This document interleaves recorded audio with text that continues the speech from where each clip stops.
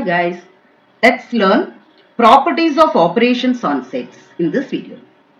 First, let us consider properties of complement of sets. Very important property is De Morgan's law. First one, A union B whole complement is equal to A complement intersection B complement. Second law, A intersection B whole complement is equal to A complement union B complement. These two laws can be verified by using Venn diagram. Let us consider the first one.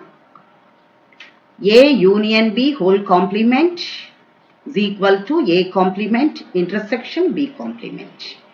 For left hand side, we have to derive a resultant Venn diagram. Similarly, for right side also, we have to derive the Venn diagram. If both the diagrams are showing same region, then we can conclude this law is verified. So let us take the left hand side set A union B whole dash. To draw Venn diagram for this, first step, let's draw for A union B. A union B Venn diagram. This is A, this is B, this is universal set. For A union B, we have to combine the area of A and B. So, this is the Venn diagram for A union B. Next, second step, A union B whole dash is equal to, we have to consider universal set minus A union B. That means, how can we draw the diagram? This is A, this is B. This is the diagram for A union B whole dash. So let us take, this is the final Venn diagram for left hand side. Similarly, we have to draw for right side. For right hand side, we have to draw for A dash intersection B dash. Let us draw for A dash. This is set A, set B. A dash, we will have region like this. This is for A dash. Similarly, for B complement,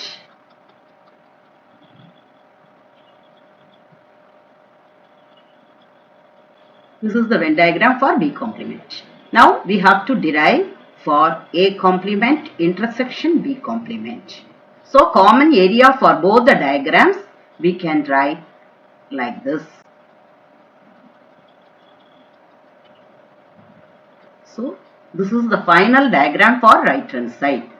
Comparing the first and second diagrams, we can conclude A union B whole dash region is equal to A dash intersection B dash region. Both the diagrams are one and the same. So, we can derive this result. A union B whole dash is equal to A dash intersection B dash. Similarly, we can draw for second law. A intersection B whole dash is equal to A dash union B dash. For left hand side, we have to derive for A intersection B whole dash. First step, what is A intersection B? This common area is A intersection B, and A intersection B whole dash is equal to complement of A intersection B. This is A intersection B whole complement, that is universal set minus A intersection B. Let us take right hand side A dash union B dash. First step, what is A dash? A, this is B. A dash is this region. B dash. The final step for right hand side is A dash union B dash, which is equal to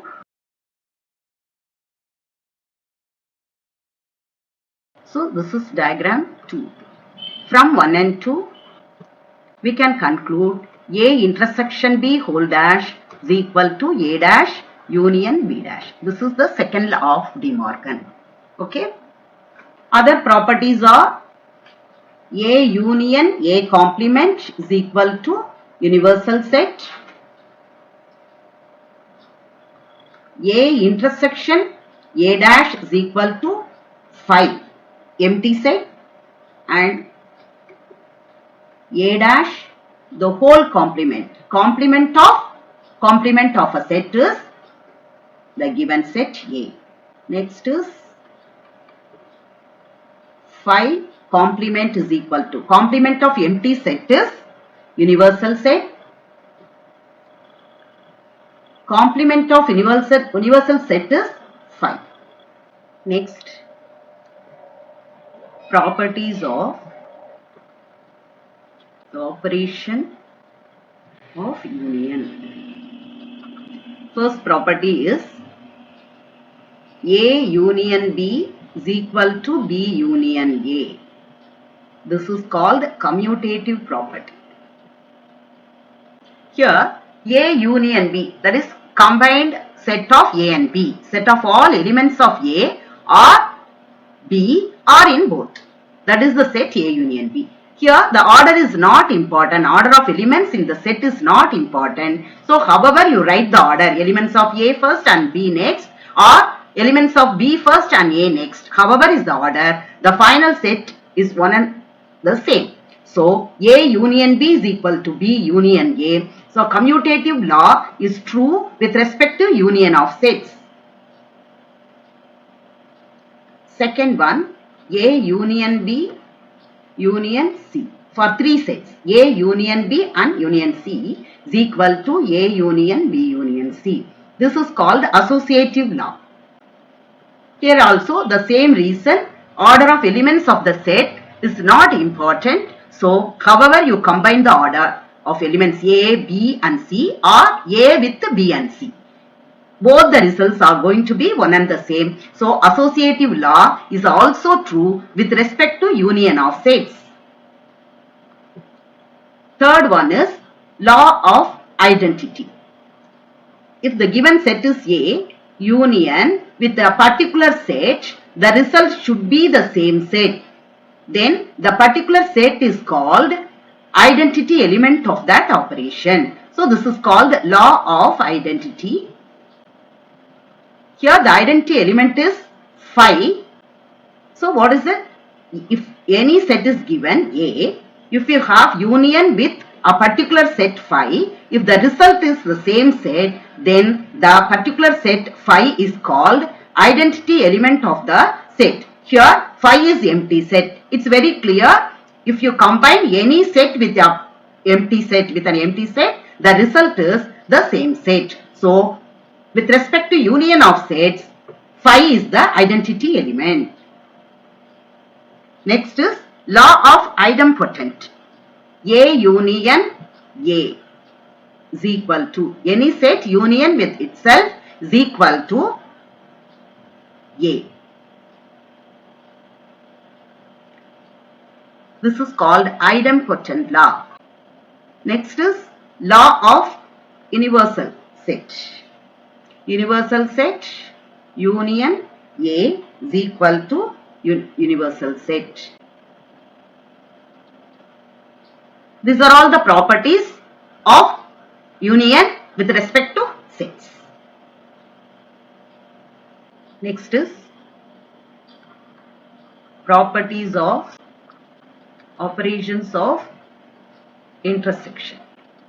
First property is commutative law. A intersection B is equal to B intersection A. We know that A intersection B means set of elements of A and B, common elements of A and B. So however is the order, combining A, considering A and B or B and A, both are one and the same because order of elements is not important. So commutative law is true with respect to intersection of sets. Second one, associative law. A intersection B intersection C is equal to A intersection B intersection C. Here also the order of the resultant elements is not important. So we can write A intersection B intersection C is equal to A intersection B intersection C. So associative law is also true with respect to intersection of sets. Third one, phi intersection with any set is equal to phi. This is law of phi, law of empty set, and universal set intersection A is equal to A. This is law of universal set and idempotent law. Any set intersection with the same set is equal to same. That is law of idempotent. Last is distributive law. A intersection B union C is equal to A intersection B union A intersection C. This is called distributive law of intersection over union. So these are all the properties of intersection. From this we can derive the formula of, for any two sets, finite sets. For any two finite sets A and B, n of A union B is equal to n of A plus n of B if A intersection B is empty. We know that number of elements of A plus number of elements of B is equal to number of elements of A and B if A intersection B is empty. If A and B are any two finite sets, then n of A union B is equal to n of A plus n of B minus n of A intersection B. We know that in A union B we have elements of A and B. In this case, if we have number of elements of A and B separately, if we add both separately, here A intersection B common elements are included in A as well as B. So intersection elements, common elements are included twice in this case. So we have to subtract only one time. That's why minus n of A intersection B. Using Venn diagram, we can prove this result. Let us consider the Venn diagram. Horizontal lines we shade for A minus B, vertical lines for B minus A, and dotted region for A intersection B. So it's very clear here, horizontal lines shows A minus B region, dotted region A intersection B, vertical lines B minus A. So it's very clear, if you consider these three sets are disjoint. They don't have common area. So we can write clearly A union B is equal to A minus B plus A intersection B plus B minus A. If you combine all three regions, only we will get A union B. So it's very clear, from diagram we can write A union B is equal to A minus B plus A intersection B plus B minus A. But by definition we know that A minus B is A minus A intersection B. And second term we have A intersection B plus B minus A. By definition we can write B minus A intersection B. So if you consider this and simplify, these two are getting cancelled. The resultant terms A plus B minus A intersection B. A union B by region wise will get like this. So, if you consider cardinal number n of A union B is equal to n of A plus n of B minus n of A intersection B. This is the formula. For any three sets A, B and C, we can write the formula n of A union B union C is equal to n of A plus n of B plus n of C minus n of A intersection B minus n of B intersection C minus n of A intersection C plus n of A intersection B intersection C. Now, how can we derive this result? See, n of A union B union C, we can consider n of A union B union C as single set. Consider this set as second set, A is the first set. So, A union of B union C is equal to, we know the result for two sets. So, we can apply that result n of A plus n of B union C, second set, minus n of A intersection B union C.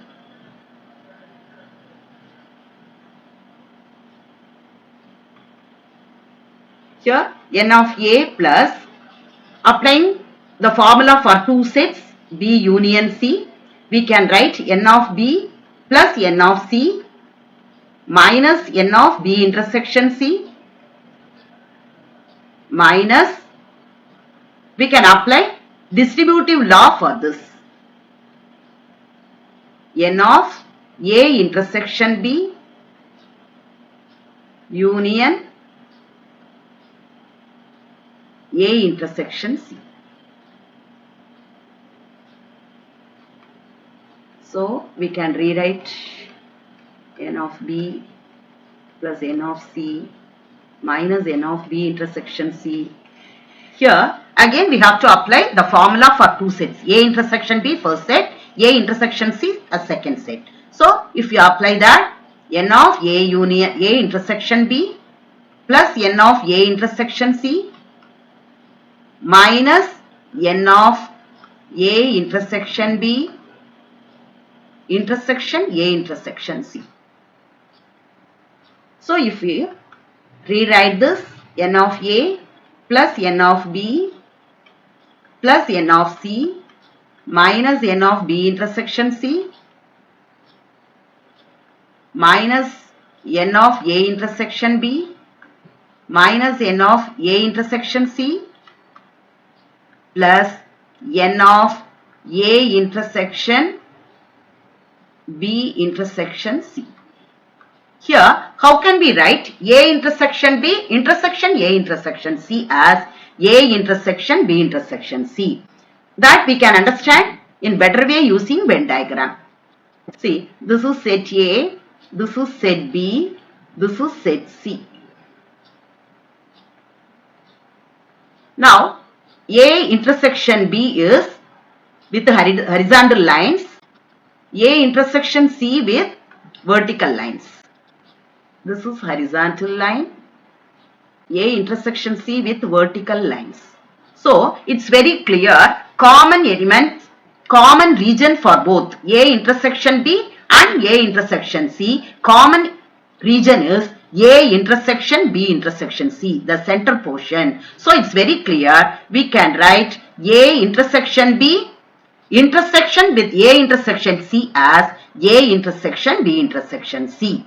So, the result is derived for three sets n of A union B union C. Let us consider one practical problem and solve by using sets. In a survey of 60 people, it was found that 25 people read newspaper H, 26 read newspaper T, 26 read newspaper I, 9 read both H and I, 11 read both H and T, 8 read both T and I, 3 read all three papers. We have to find the number of people who read at least one of the papers. So using sets we can write n of, that is n of u is equal to 60, n of h is 25, n of t 26, n of I 26, n of h and I, h intersection I is equal to 9, n of h intersection t is equal to 11, n of t intersection I is equal to 8, n of h intersection t intersection I is equal to 3. We have to find out at least one of them. That means A union B union C. That is n of h union t union I. This is what to be found. So the formula for the n of h union t union I is n of h plus n of t plus n of I minus n of h intersection t minus n of t intersection I minus n of h intersection I plus n of h intersection t intersection I. So this is equal to 25 plus 26 plus 26 minus 11 minus 9 minus 8 plus 3. If we calculate this, we will get 52. So number of people who read at least one paper is 52. Suppose if we have to find out how many people read none of the newspapers, means we have to find out h union t union I whole complement. This is what to be found. So this is equal to n of u minus n of h union t union I. Here n of u universal set is 60 minus 52, which is equal to 8. Number of people who read none of the newspapers is 8. So using this formula we can find out the solution for these questions. Instead of applying this formula, we can use Venn diagram also to solve this type of problems. Let us draw Venn diagram for the given question. This is universal. Draw 3 big circles. This is for set H. This is for set T. N of H is 25. N of T 26. N of H and T 11. 8 is 9. H intersection T intersection I. All 3 is 3 people. Here it's very clear. Here N of H is 25 means which includes this 9 and 11 and 3 also. So here out of these data 3 is the pure data which does not include any other data. Number of people who read all 3 papers is 3. So this is pure data. Now to find out pure data for other cases, here 11 includes this 3. So to find out 11 minus 3 is equal to 8. 8 is the pure data, that is 8 is number of people who read H and T only. Similarly here 5 read T and I only. 9 minus 3 is equal to 6. 6 read H and I only. Similarly we can calculate for H only. We have to subtract all 3 data from this 6, 3 and this 8. We have to subtract 6 plus 3 plus 8 from 25, that is equal to 8. From 26, we have to subtract 8 plus 3 plus 5. So we get 10. Here from 26, we have to subtract 5 plus 3 plus 6, which is equal to 12. So the numbers mentioned within brackets are pure data. From this Venn diagram, we can answer for the questions like the first question, number of people who read at least one paper is equal to, we have to add up all pure data. 8 plus 10 plus 12 plus 8 plus 5 plus 6 plus 3. All these data together gives 52. Then second question, number of people who read none of the paper, means 60 minus 52 is equal to 8. Third question is,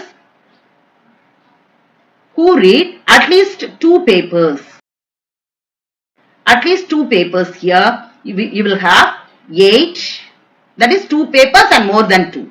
That is 8 plus 5 plus this 6. That is only H and T, only T and I, only T and H. All 3 data together plus all 3 papers, center value 3. So add up all these values, will get number of people who read at least 2 papers, 22.